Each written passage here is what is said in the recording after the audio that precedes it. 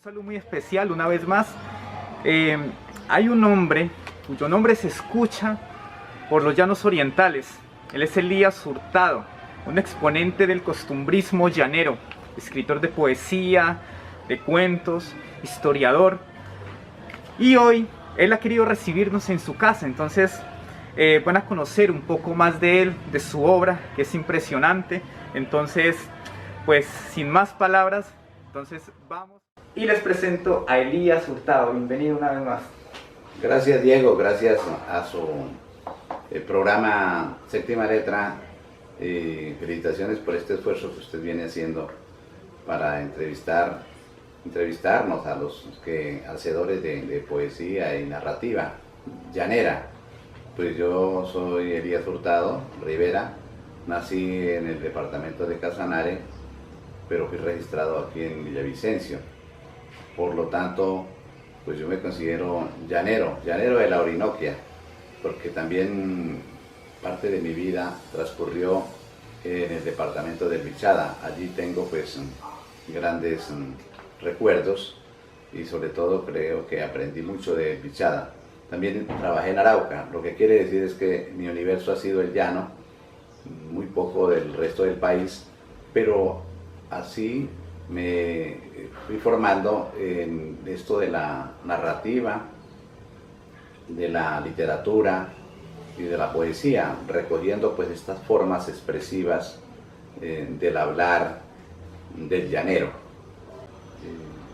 Y me fui vinculando a este género, porque pues dentro del género de la poesía llanera pues está también la música llanera, que interpreta ese tipo de poesía. Uno lo que escucha de los cantantes es eso, poesía llanera que se hace con los parámetros del romance español, que llega a estas tierras amerindias, y aquí se le conoce después con el nombre del corrío, que es pues ya cuando se hizo acá en tierras americanas, manteniendo pues el octosílabo. Es que los llaneros, Diego, hablamos en octosílabo. Salúdeme a su familia. Sí. ¿Cómo le ha ido usted? Estos son octosílabos, son frases cortas y nos identifica especialmente a los llaneros, porque todos los días estamos haciendo este tipo de ejercicio.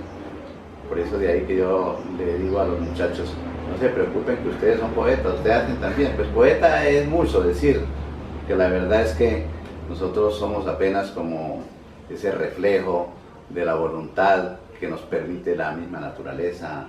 Nosotros somos producto de un determinismo geográfico. Claro que sí, Elías. Y precisamente por eso le cantamos al llano, a sus bellezas, a las garzas, a los ríos, a los montes, y a la mujer, al caballo. Bueno, en fin, a toda esta serie de elementos. A raíz que usted me menciona, a la mano. A raíz que usted me menciona cada uno de esos elementos, me interesaría también pues saber, digamos, en toda su obra, qué temas son los más puntuales, digamos, que usted aborda. Es decir, usted nos menciona que la garza, los llanos, los atardeceres que son tan hermosos en el llano, pero ¿cuáles son esos temas transversales en toda su obra? Bueno, yo toco mucho la parte ambiental, especialmente lo que tiene que ver con el agua.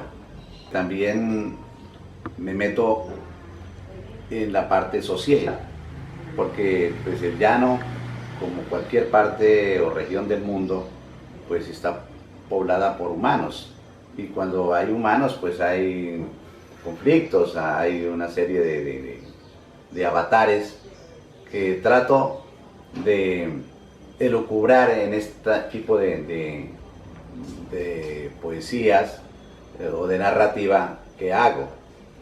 Igualmente, pues yo dependo de esto, dependo no económicamente, dependo en la parte literaria de esto que nos brinda la naturaleza, pero también donde está presente un actor que es el hombre y la mujer, sumado también el tiempo, porque una cultura tiene esos tres elementos, que son el entorno o nicho o medio ambiente.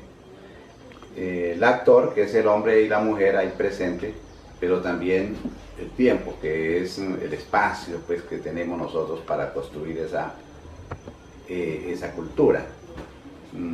Vea usted como paradoja, Diego, que la cultura también se nutre muchas veces del aislamiento, esta cultura nativista. Tal vez el llano, ese aislamiento que ha ocasionado pues, el centralismo estatal, pues ha hecho que el llanero se valga por sí solo, y entonces se han venido acomodando a las circunstancias, tanto que el caballo que trajeron los españoles, que no creo que fue ese caballo criollito que hoy conocemos, pues ese caballo fue una adaptación poco a poco con el transcurrir del tiempo, se volvió también un caballo agreste, fuerte, un caballo resistente. Pues ahí está el producto, igual que los ganados, las ganaderías, porque nuestra cultura es una cultura campesina y es especialmente recera, o sea, de las reses, de las vaquerías, de ahí se centra mucho esto de la cultura. Como también, pues tenemos una serie de mitos, leyendas y cuentos que el hombre en sus soledades ha venido también haciendo, ha venido construyendo, o las ha venido adaptando, esto para no sentirse solo. Y es un tema bien interesante que podríamos tocarlo después o ahora si hay tiempo, que estos mitos y leyendas que también hacen parte ya de nuestra esencia llanera, pues es una forma de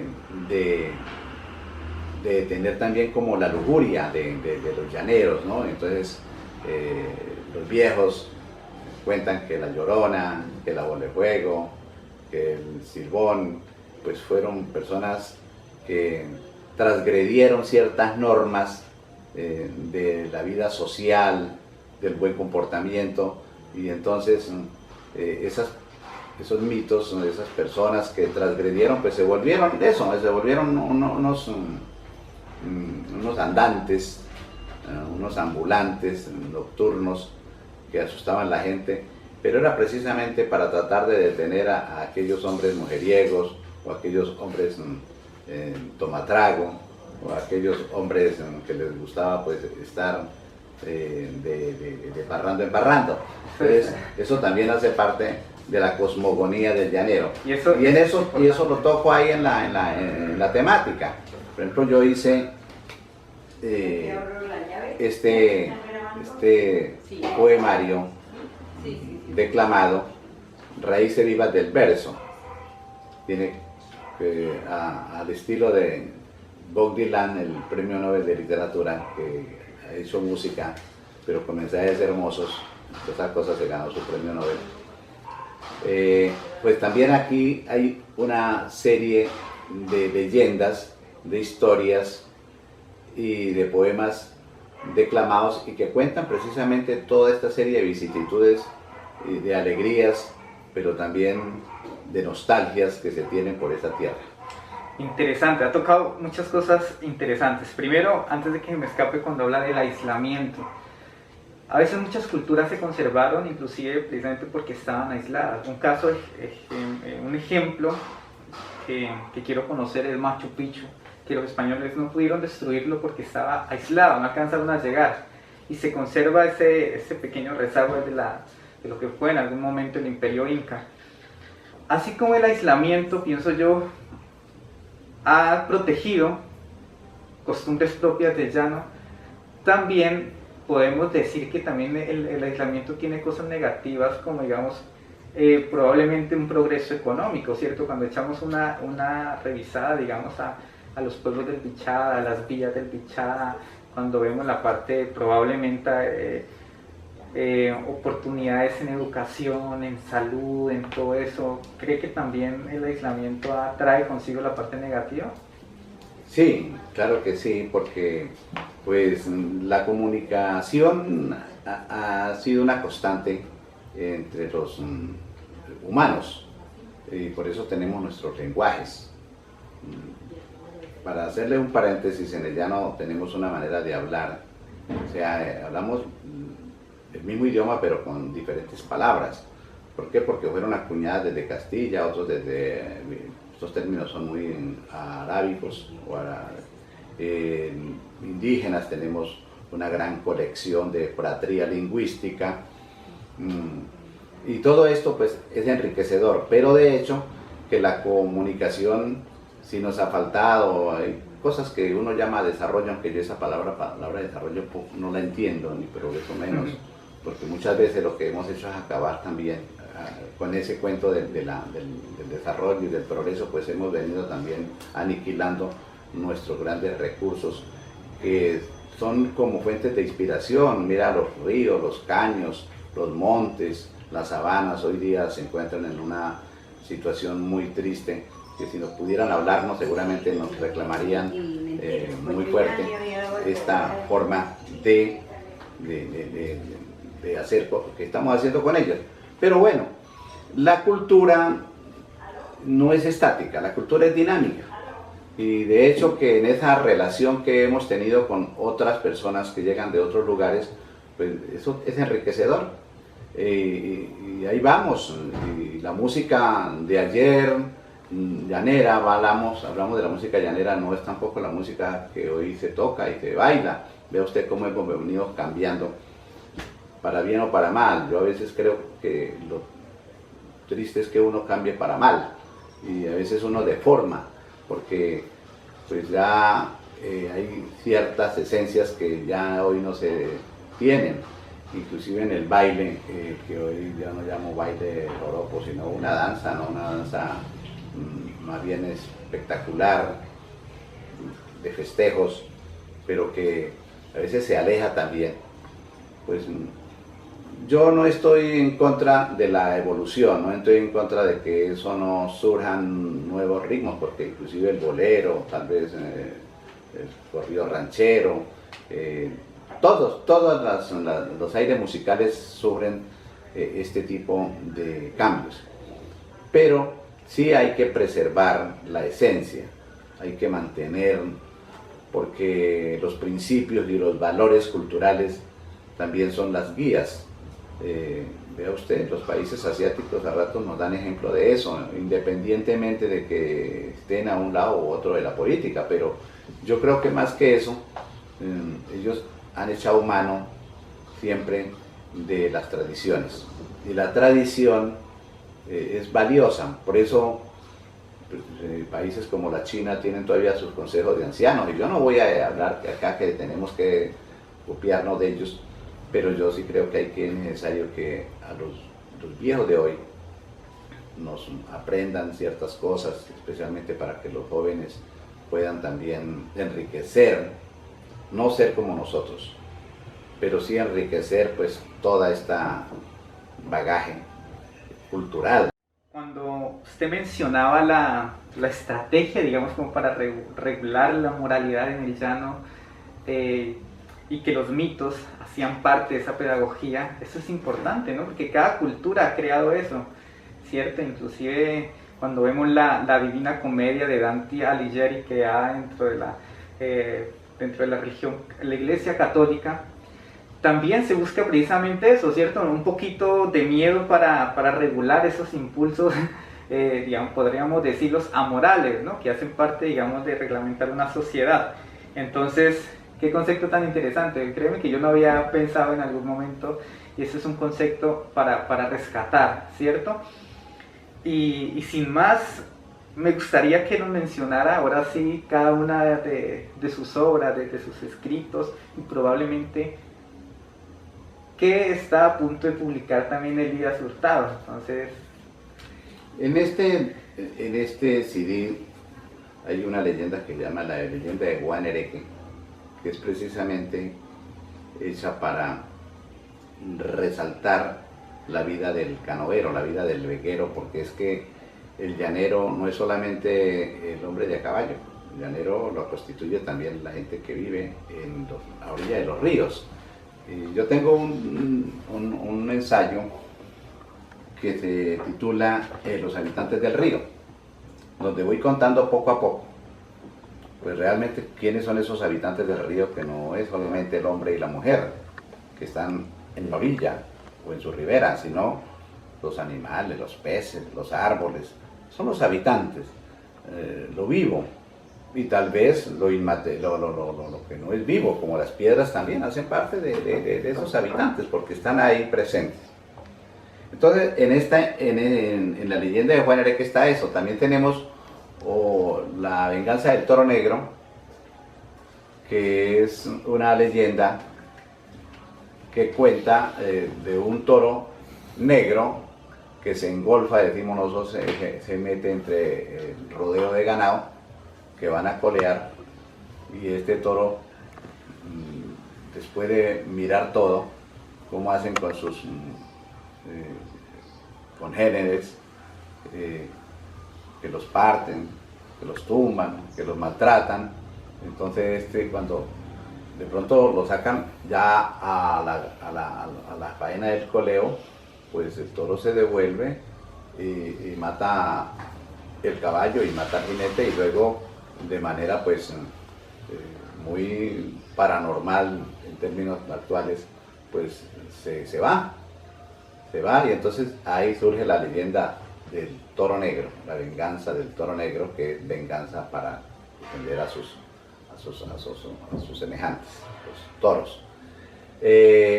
También encontramos la luna y el potro zaino, y así varias poemas que tienen ahí a la mano para que lo escuchen, lo disfruten también, con muy buen acompañamiento de arpas de David Parales Bello, de Osquitar Curvelo, bueno, y de otros tantos muy maestros en esto del arte de la música.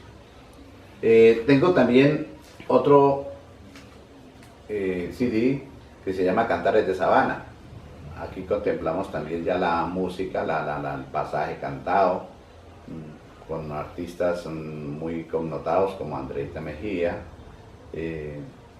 como Eduardo Torres Torres, el maestro Rafael Martínez. Aquí hay un poema que se llama La Silla Vaquera, que fue el último poema que grabó Rafael Martínez Arteaga. Me lo grabó, le di el tema, en Puerto Carreño se lo llevó, y ya estaba en unas situaciones muy difíciles en Barinitas, estado Barinas, y mandó eso a Caracas, lo grabó, y aquí lo tenemos. Por eso me parece acá también como una especie de reliquia, que pues busqué pues que este señor me grabara este tema como rescate a lo que es la silla vaquera, como un elemento que ha sido aportante dentro de esto, porque con esta silla se sillaban los caballos en las grandes ganaderías que venían desde Arauca hasta Villavicencio, porque tenía una cantidad de servicios, ¿sí? Tenía las bolsas cañoneras, las alforjas, era una silla muy cómoda.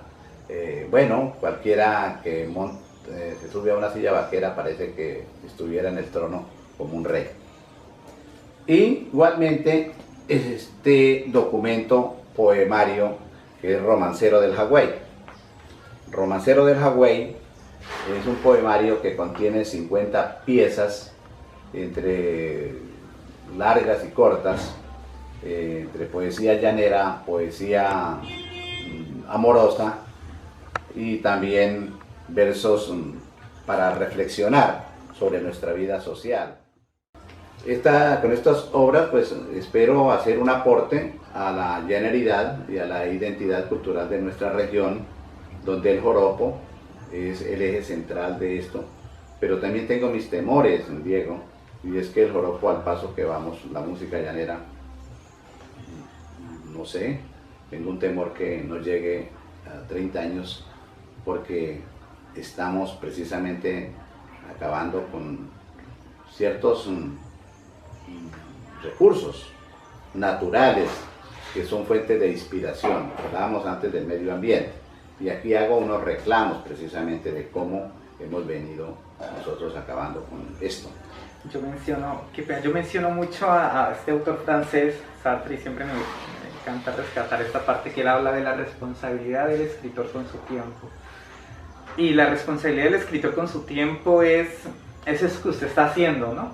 Es decir, no es solamente decir el mundo se está perdiendo, sino que hay pruebas tácitas de las acciones que estamos haciendo por cambiar, digamos, de alguna forma la conciencia. Y esos temores, esas angustias que tiene el escritor es muestra de la responsabilidad que en sí tiene el mismo escritor y el compromiso que ha adquirido con la cultura. Y a raíz de eso quería pues preguntarle cuál es esa importancia de mantener viva la tradición oral y de paso pues ese mismo temor que se esté perdiendo, ¿no? Porque digamos algo muy importante, muy valioso que yo veo en la tradición oral es esa retentiva, esa capacidad de los poetas de declamar un poema, de sentir un poema, rescatando los valores, los paisajes, pintarlos en un poema, cosa que se está perdiendo, ¿no? Ya sea porque a veces de pronto los jóvenes pues ya ven, digamos, las cosas más sintéticas, ¿no? Más rápidas. Estamos en este mundo que va volando a 1000 y cada vez queremos todo más al estilo de la comida rápida. Entonces, ¿cuál vendría siendo esa responsabilidad? Bueno, yo creo que es una responsabilidad de todos, de las instituciones también que están a cargo pues, de la gestión cultural y de nosotros, y hacer un tipo de concientización en esto. La verdad es que la cultura para mí no es solamente música, ni son los rezos o nuestros dichos, ni tampoco los poemas. Estas son exteriorizaciones de unas expresiones, pero la cultura va mucho más allá. Pero no es para mostrarlas a la sociedad y ponerlas en una sociedad de consumo, porque ahí es donde entra precisamente a tergiversarse. Y esa tradición oral, que es la que ha hecho que nosotros contemos historias, pues también a veces se siente traicionada, porque estamos contando historias aprendidas en lo que se llama el aprendizaje impacto, que alguien escucha algo y entonces ya le parece que lo puede contar de esta o de aquella manera, o se le olvidan hechos, y entonces ya ahí se van haciendo una serie de versiones. Lo importante es que nosotros, los mayores, podamos poner estos documentos en las manos de los colegios, pero también apoyada con charlas, con conferencias y talleres para irle enseñando a los jóvenes y a algunos adultos que estén interesados, para que ellos puedan también construir sus propias fantasías, especialmente la crónica, ¿no? Que es contar historias, que eso fue lo que hizo el padre José Gumilla por allá en 1615, 1650, y han hecho otros, como Efraín Azabache, y hay señores en el llano que sin saber leer ni escribir son libros abiertos que se nos han ido yendo cada vez que alguien de ellos muere, y sin que nosotros hayamos hecho algo. Por eso yo invito a los institutos de cultura de los departamentos de la Orinoquia y de los municipios que dejen unos recursos importantes, pero dirigidos, bien dirigidos, para la investigación y la creación de la narrativa, la literaria, la poesía y todo lo que tiene que ver con la historia rural y ahora urbana de los llanos. Qué bien, excelente conversación, aprender cada vez más de la riqueza de los llanos orientales.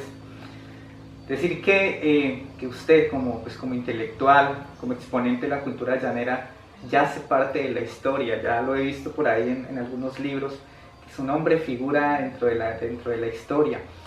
Y yo pienso que este tipo de expresiones de manifestarle a los intelectuales, a los que han dejado, digamos, en su vida, porque eso es una vida, ¿no? La que se ha ido dejando por los llanos orientales. Y bueno, entonces qué bien que se haga justicia desde las mismas instituciones, ¿no? Desde las mismas instituciones, y por eso me gustaría preguntarle si su obra, digamos, la podríamos consultar en la biblioteca, ya sea departamental, municipal, y que las personas que tengan curiosidad de conocer más de su obra, si la pueden consultar en estos lugares. Pues desafortunadamente no. Pues esto han sido unos esfuerzos muy individuales, muy particulares. Y yo he intentado ya con administraciones a ver cómo adquieren el documento, pero la disculpa, pues digo yo disculpa, no sé si es cierto o no, es que no hay recursos, o sea, eso lo deja uno también manos abajo. Y en esto es necesario que las entidades y los que están al frente pues se sienten y reflexionen, porque estas serían unas buenas fuentes. Los dineros de la cultura desafortunadamente se nos han ido en parrandos, en fiestas, que pues yo no sé, para mí no deja casi nada, no deja nada, porque pues fuera de enriquecer a 3 o 4 artistas, que ya casi todos sabemos quiénes son, pues de ahí en adelante pues está realmente pues ese bagaje cultural regado por ahí todavía en los rincones del llano, que no hay miramiento para ellos, no tienen posibilidades, porque ellos no son visibles. Dicen que en el llano no hay escritores, o que no hay poetas. Puede que tengan razón, pero lo que no tienen razón es que aquí hay gente que hace poemas, y escribe crónicas, y escribe narrativa. Entendemos que las expresiones dialectales, las expresiones habladas del llanero, pues en ellas hay una gran riqueza, que inclusive usted las encuentra en El Quijote de la Mancha, las encuentra en La Vorágine, en Doña Bárbara, y en un sinnúmero de libros que ya andan por ahí, pero sin ninguna promoción. Pues aparte pues de los clásicos como la Doña Bárbara o La Vorágine o Don Quijote, pero hoy en todos estos libros usted encuentra una terminología que es muy aplicable y se habla aquí en el llano todavía. Qué bueno que uno de estos departamentos o los departamentos se unieran para hacer un encuentro de literatura o un concurso de novela o de cuento, invitando a la gente también, a los escritores de Colombia y, si es posible, internacionales. O sea, a eso no hay que temerle. Pues estos son espacios que se les tiene que brindar a todo el mundo, a ver si el llano, después de Doña Bárbara y La Vorágine, Canta Claro y muy poquitas obras, que ya llevan más de 100 años, podemos volver otra vez a un libro importante entre la literatura universal. Nosotros tenemos un escritor muy importante que es Eduardo Mantilla Trejos, pero lo han dejado solo, él no ha tenido el suficiente apoyo y realmente hoy día ya está en una crisis de salud. Yo le hice un día un reclamo de amigo, le dije: Eduardo, usted le debe al llano el libro grande para la literatura universal. Y me dice: Elías, yo estoy en eso, pero he tenido quebrantos de salud, aquí no hay motivación por ninguna parte, uno pasa propuestas y todo se queda en el escritorio. Entonces no hay respuestas claras sobre esto. Y dirían otros, pero los literatos no solamente se han hecho con el gobierno, que es una respuesta que yo doy. Sí, puede ser cierto, pero es que acá tenemos que tener unas bases también fundamentales de lo que volvemos otra vez a llamar la tradición oral, que tiene que escribirse, porque todavía estamos en un universo de la oralidad, y esa oralidad se pierde con cada personaje que se va o que se muere. Importante lo que acaba de decir. Bueno, ya con esto también vamos cerrando, pero sí, lo que sí quiero decir, haciendo eco a sus palabras, y es que normalmente cuando en algún momento hablamos de la importancia de fomentar la investigación, ¿cierto? ¿Y por qué tenemos que esperar a que se nos vayan yendo los maestros o las personas que han vivido el llano a su plenitud? Tiene que existir de parte de los jóvenes, de parte de las instituciones, esa conservación por la memoria del tiempo que nos ha tocado vivir. Y esa es una responsabilidad de todos. Entonces, de parte, digamos, de estas generaciones y las que pueden venir y que amen la cultura llanera, muchas gracias por todo ese documento. Es probable que todavía pues no repose, digamos, en los archivos, pero en algún momento tiene que existir una persona que valore ese trabajo que han venido haciendo y esa vida que muchos le han entregado al llano, y que vean la necesidad y la importancia que repose ahí para consulta de todos, ¿cierto? Entonces, muchas gracias por abrirnos las puertas de su casa, y esperemos que no sea la última, y apenas este poemario esté bien, esperamos compartirlo con ustedes y que nos declamen unos poemas, ¿cierto? Entonces, muchas gracias, maestro Elías. Bueno, muchas gracias, Diego, muchas gracias también a su programa Séptima Letra. Y bueno, vamos a continuar en nuestra faena, en nuestra tarea de dejar historias y narrativas para la posteridad. Listo, muchas gracias. Entonces no olviden compartir el programa y hasta una próxima oportunidad.